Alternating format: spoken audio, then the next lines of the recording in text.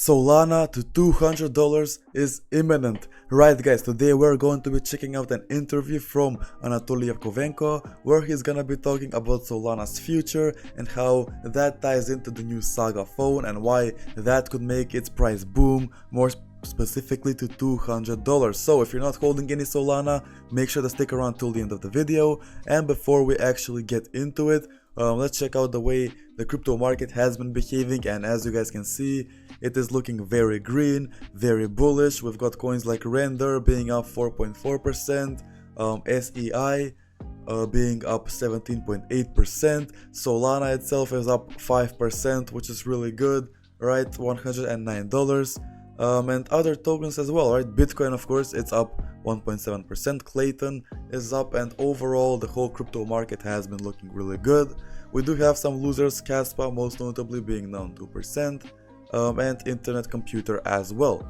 But obviously, in my opinion, right now is a really good time to be accumulating because the crypto market is right before a boom, and yeah, you need to do your own research obviously on these projects, but mostly right now is a great accumulation period. And yeah, I'm not telling you to invest specifically, but I'm telling you to look into projects that have a lot of potential, and in my opinion Solana is one of them, right? And yeah, we're going to be checking out this interview from Anatoly Yakovenko to see what he has to say on the Saga phone as well as on Solana as a whole. So without further ado, let's get into it. So how does launching a mobile phone fit into Solana's broader ambition of being a pivotal key NFT blockchain? I mean, thank you for having me, first of all. It's awesome to be here. So phones are the everyday device that you use. You know, everybody has one. You probably spend more time on your phone than on anything else. And the most important part about crypto and these networks is self-custody.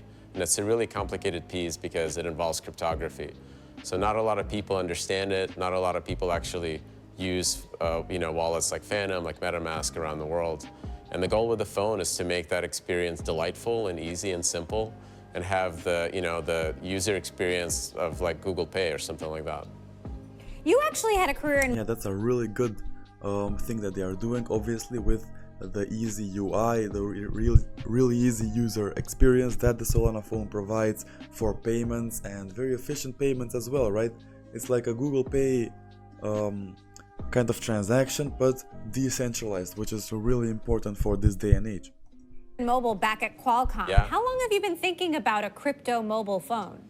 Oh, I mean, as soon as we started working on Solana, we kind of felt that, you know, imagine everybody in the world using these networks. Of course, they're going to use them from their phones. And because it involves secrets and cryptography, given that it worked a lot on the hardware layer, the firmware layer, it's kind of obvious to build all of these smarts directly into the device itself. So kind of having your hardware wallet be your phone just makes a lot of sense. Now, Solana has gotten a lot of buzz over the last couple of years. More broadly, what is it about Solana that you think makes it better than other blockchains? It's cheaper and faster, that's about it. And that means that developers building Web3 applications can build them for a larger number of people, make it more delightful, simpler, and easier to use. And that has translated into growth everywhere, but like, you know, holy moly, NFTs. There's 15 million, nearly 15 million NFTs minted on Solana. That's not something any one of us expected, but it's kind of crazy to watch. Now, yeah, and overall, right, the whole very efficient overall, how the way that's why Solana is so efficient overall, right, is the most important thing, right? Because Solana is kind of doing the same thing that Ethereum is doing, but so much faster, so much better, so much cheaper. And yeah, that's the main thing and the main reason why Solana is so important, right?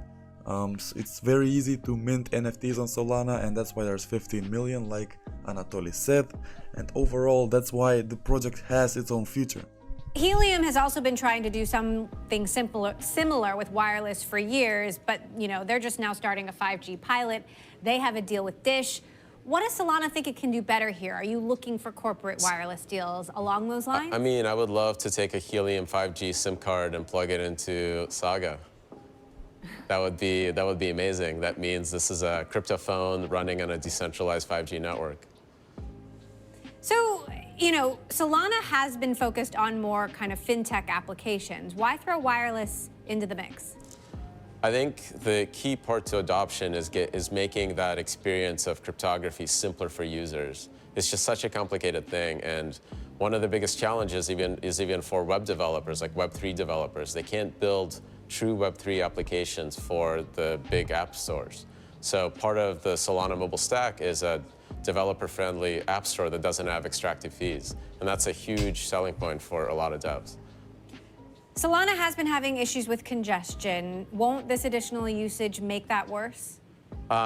So congestion issues that we have on the network come from bots, not really from humans. And a lot of the performance improvements in 110 are already showing that a lot of the bugs have been fixed.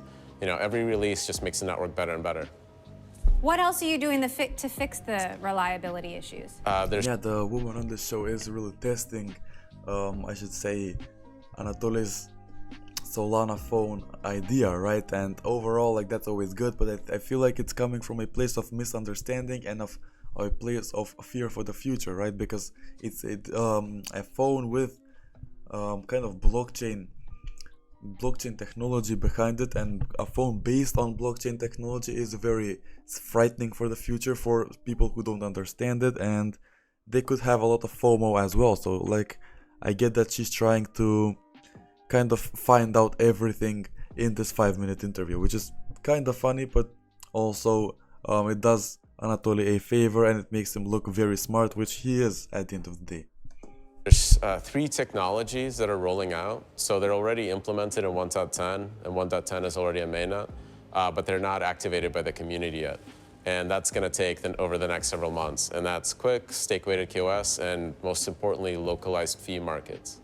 So if you heard of Ethereum and how there's an airdrop and all of a sudden transactions are costing $1,000, that's something that can be contained within an application. So when there's something popular happening in one airdrop, that doesn't impact Solana Pay, for example.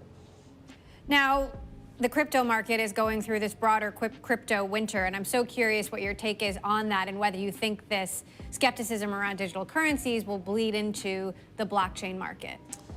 Yeah, I think what's been really surprising is that the users that are engaging on platforms like Magic Eden haven't slowed down. The amount of engagement they're having, how often they're participating in mints, and how many of them are doing it, that just keeps growing and growing.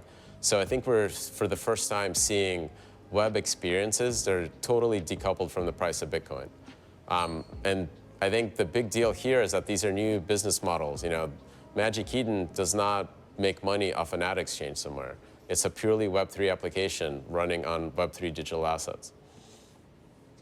Now, there's a more existential question at play here. We're seeing venture capitalists that have plowed money into blockchain technology, big backers of Solana.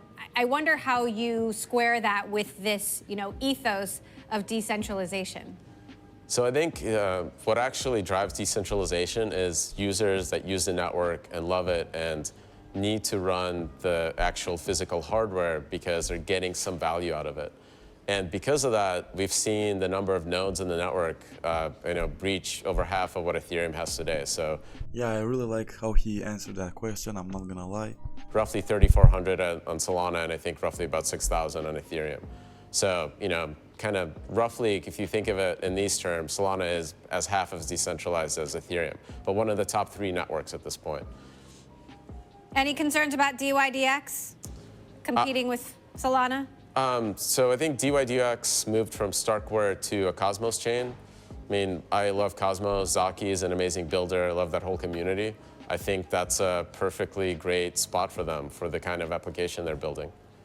Yeah, that last question was really funny, I'm not gonna lie. DYDX can never compete with Solana, but of course the question has to be asked. But let me know, guys, what you think about the whole Saga phone. Are you a believer or are you not a believer, and how do you think that will affect Solana's price, right? Do you think Solana will become even more bullish or not? And mind you, this video was a year ago as well, so it's really interesting to see the progress that the Saga phone has had, especially with the whole airdrops and the buzz it created there. So yeah, let me know your thoughts on Solana's price, on Saga phone, and everything in between in the comments down below. As always, I loved talking to you today, and peace.